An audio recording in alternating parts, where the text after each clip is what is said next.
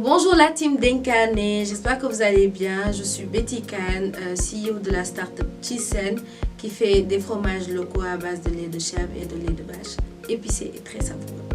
Donc aujourd'hui, je vais vous parler un peu de mes Ndol Times. Même si j'avoue qu'on n'est pas encore sorti de l'auberge, on est toujours dans les Ndol Times, mais il y a quand même des périodes où c'était plus Ndol que maintenant. Donc, alhamdoulilah, on rend grâce à Dieu. Pendant mes périodes de Ndol Times, c'était la galère. Déjà, je me rappelle à l'université, quand on recevait la bourse, 40 000 francs.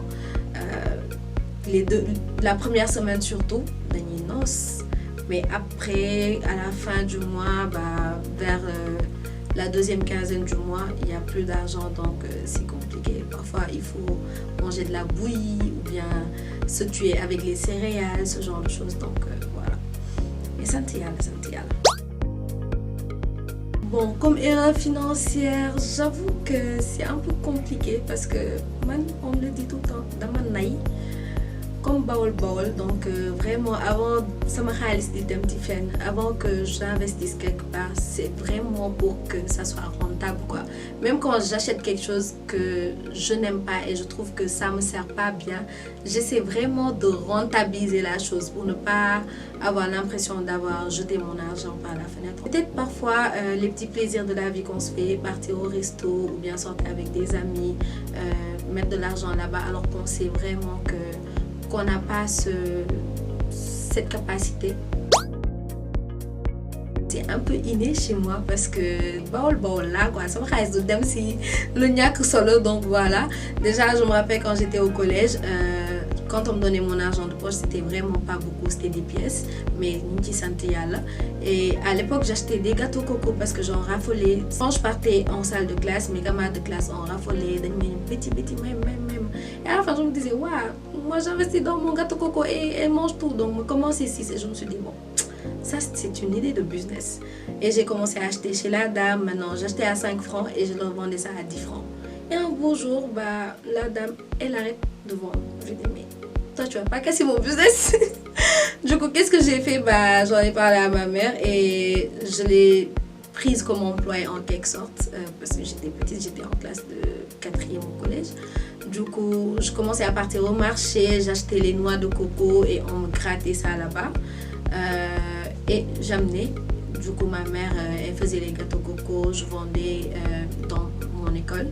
Mais c'était de plus grosses boules à 25 francs la boule. Et on en vendait aussi au quartier. Du coup, je laissais une grande partie de l'argent avec ma mère pour réinvestir dans le business. Et l'autre partie, je mangeais ou bien quand j'en avais besoin, quand je voulais une nouvelle paire de chaussures, ce genre de choses. Déjà, j'ai des amis qui sont vraiment dans le domaine. Déjà, il y a Dinkane, la start-up dont on parle aujourd'hui avec Mohamed Ndam Djegen. Donc lui, c'est vraiment quelqu'un qui m'a beaucoup aidé en me suggérant des livres et tout. Notamment la chef de ma mère de Robert Kanyama. J'ai aussi d'autres amis comme Daouda Obama qui fait un podcast sur Kopar. Donc pour montrer comment en fait gérer son budget chaque fin du mois, et entre amis on se partage aussi des fichiers Excel pour mieux gérer en fait nos recettes à la fin du mois.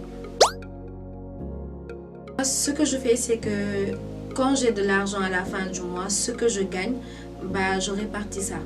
Donc avec le fichier Excel dont j'ai parlé tout à l'heure, quelle partie doit aller pour mes coûts de transport, quelle partie doit aller avec ma nourriture, qu'est-ce que je peux me permettre pour les besoins de dernière minute comme les médicaments, ce genre de choses, si jamais j'en ai besoin.